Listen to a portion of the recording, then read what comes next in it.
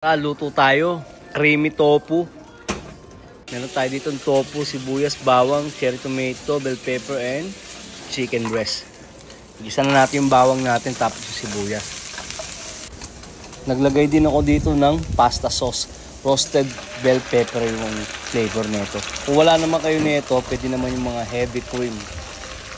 Lagyan natin chicken breast, tapos konting tubig lang, tapos paprika, paminta, at pechin. Tapos ilulog na natin tofu natin yan. Mix lang natin konti para kumalat yung lasa. Lagay ako dito ng asin, chili flakes at red bell pepper and green. Tapos huli na natin yung tomato na cherry. Mix lang. Tapos na tayo dito. Magpe-plating na tayo dyan.